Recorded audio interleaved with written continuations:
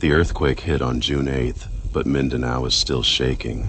This is the update from the southern Philippines. After the powerful magnitude 7.8 earthquake that struck offshore near Mindanao. The quake was recorded late on June 7th in UTC time, but in the Philippines, it hit Monday morning, June 8th, at a time when people were starting the day. In some areas, students were returning to school, workers were inside buildings, families were waking up, then the ground moved. The epicenter was offshore, near Sarangani province, close to the general Santos region. The shaking damaged buildings, collapsed walls, knocked out power, disrupted water service, and sent people running into the streets. But the part that makes this update so serious is that the first quake was not the end.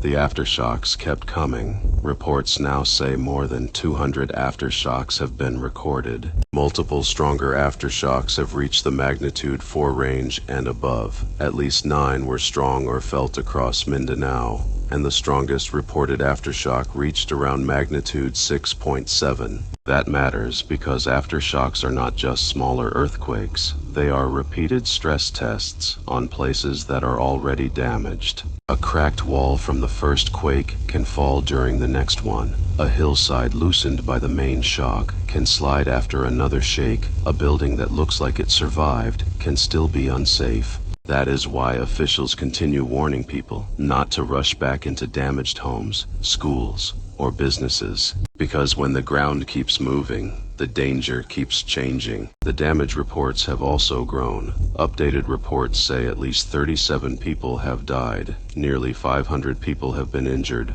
4 people are still reported missing, and more than 32,000 residents have been displaced.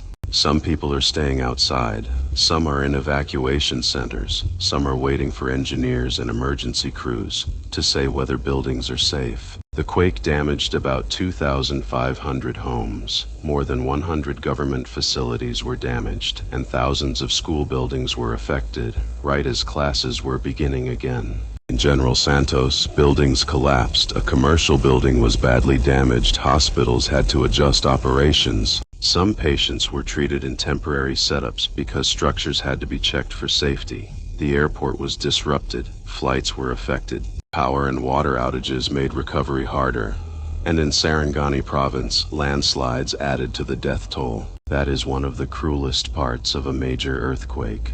The shaking does not only break buildings, it can break hillsides, it can block roads, it can cut off communities, and it can leave rescuers racing against time while the ground continues to move beneath them. The tsunami alerts were eventually lifted, but they added another layer of fear, because when a major quake happens offshore, people near the coast do not only watch the buildings, they watch the water. Small tsunami waves were reported in parts of the region, and nearby countries also monitored their coasts. But for Mindanao, the biggest threat after the first quake has been the damage that remains, and the aftershocks that keep testing it. This is why earthquake disasters do not end in one moment. The camera may capture the first violent shake, but the real emergency stretches into the hours after. The inspections, the rescue work, the missing people, the displaced families, the damaged schools, the cracked roads, the nervous silence after every tremor.